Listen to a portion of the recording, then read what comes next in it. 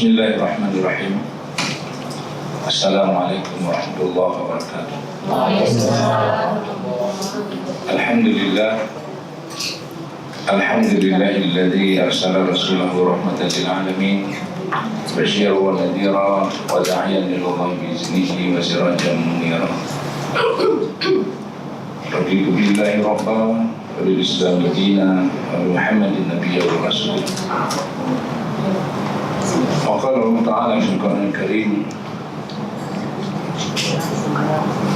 أما يعمل مثقال ذرة خيرا يره وما يعمل مثقال ذرة شرا يره. Teman-teman, mari sama-sama kita menjadikan puji syukur kepada Allah SWT di mana pada pagi berbahagia ini kita berkat kudrah iradah beserta inayahnya telah diizinkan untuk bertemu di ruang yang sangat berbahagia ini dalam rangka melaksanakan satu acara yang sangat urgen dan sangat penting dalam rangka menyadarkan kita sebagai makhluk Allah yang tiada beda menurut saya antara laki dan perempuan kecuali secara kodrat saja. Allah mengatakan Al-Quran misalnya, barang siapa melakukan orang beriman pada Allah dan membuat amal yang baik, dia laki-laki dan perempuan sama saja. Dan orang mukmin, Allah memberikan kehidupan yang baik. Banuh yang hayatan thayyibah. Jadi tidak dibedakan oleh Allah, kecuali dibedakan secara kodrat. Ya, kita laki-laki meskipun pengen sekali untuk mengandung nggak bisa.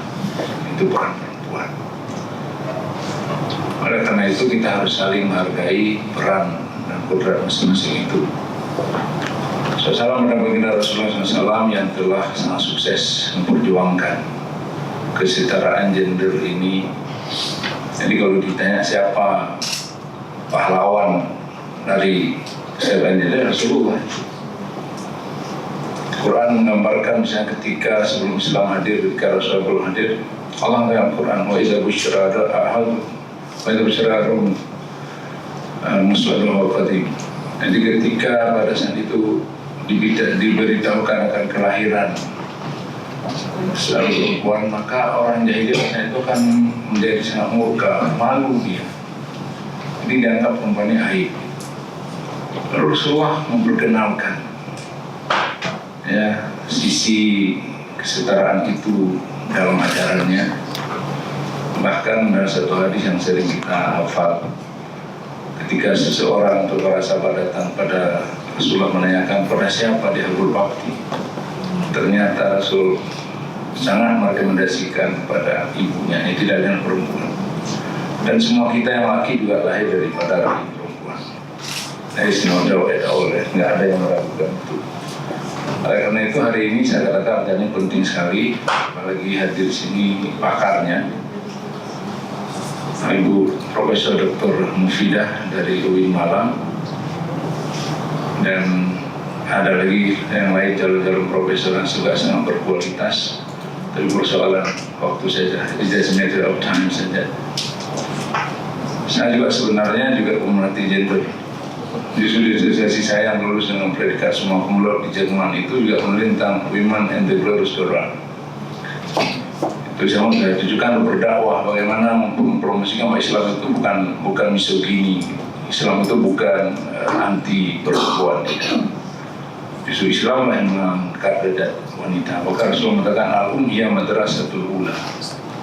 Ibu itu merupakan the first and foremost school. Pendidikan yang pertama atau sekolah pertama itu perempuan.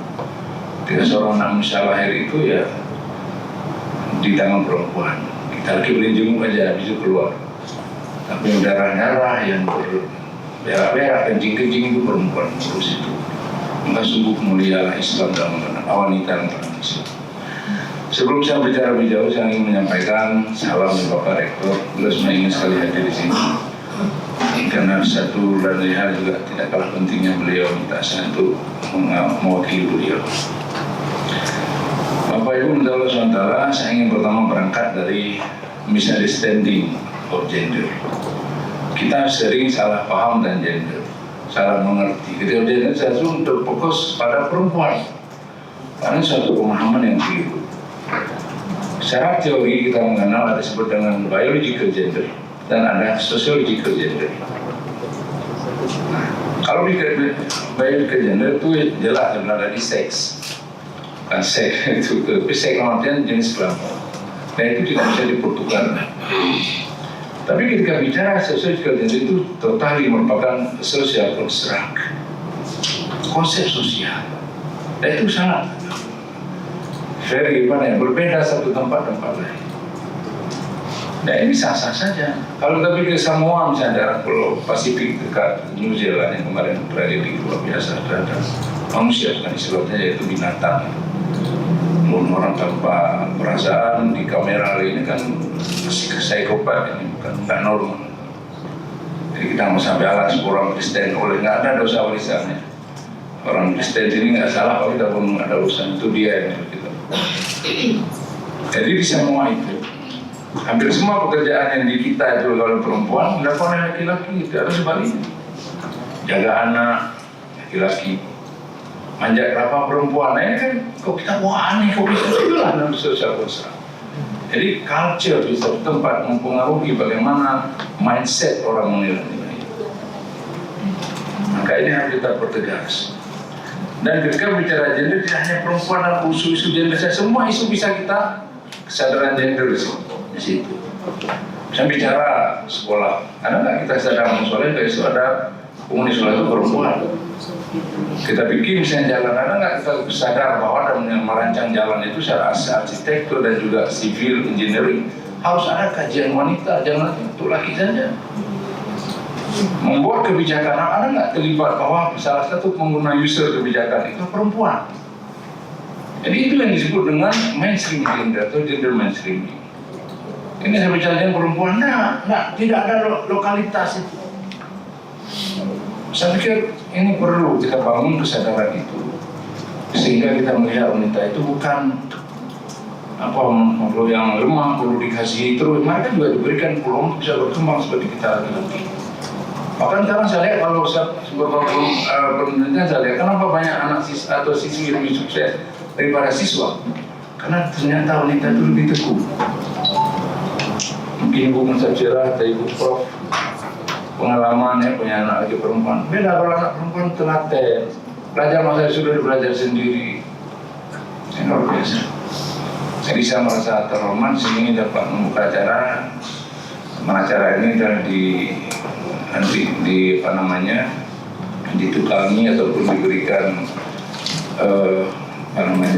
pencerahan oleh profesor dari UIN Malang yang sudah melalang buana dalam bidang keilmuannya yang luar biasa. Dan kehormatan kami Bu, pada Ibu telah jauh-jauh mau datang ke sini.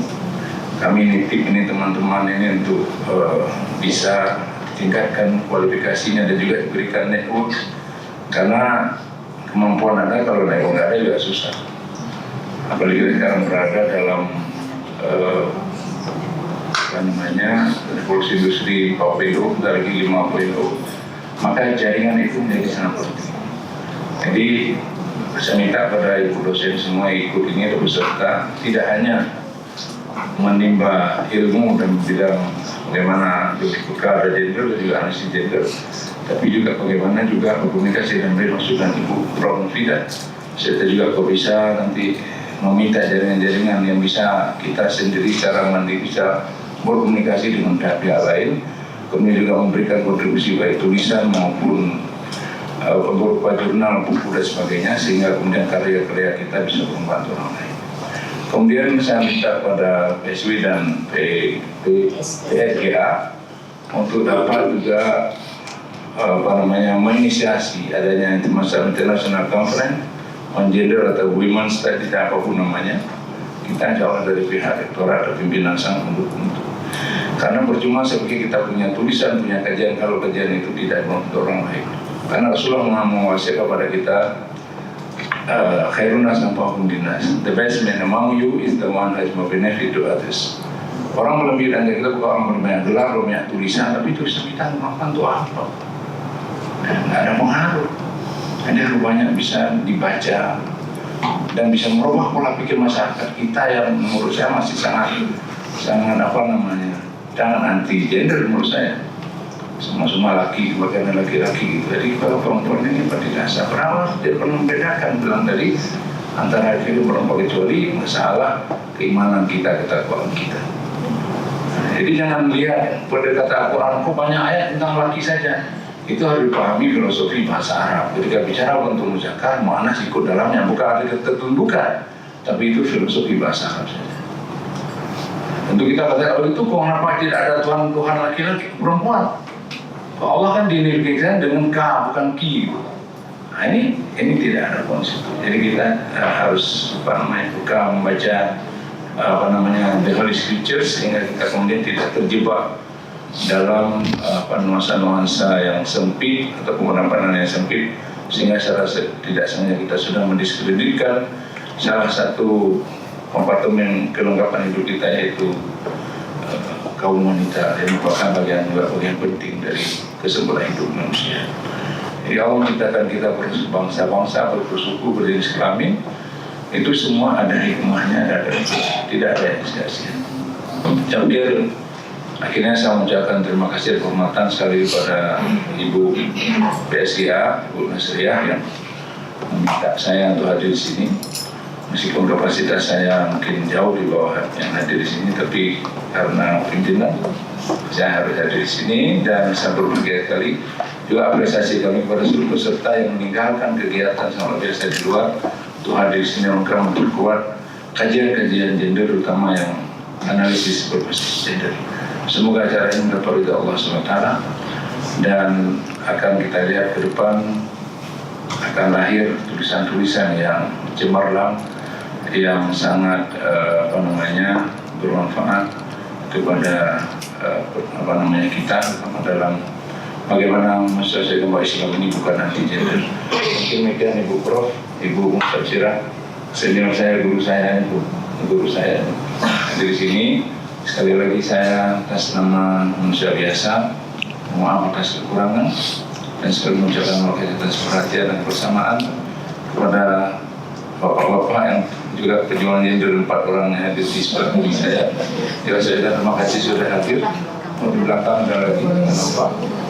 Jadi saya pikir saya tutup dengan satu statement atau satu semboyan pernah diucapkan oleh mantan Presiden kita PSBY. Bersama insya Allah kita bisa. Demikian, Assalamualaikum warahmatullahi wabarakatuh.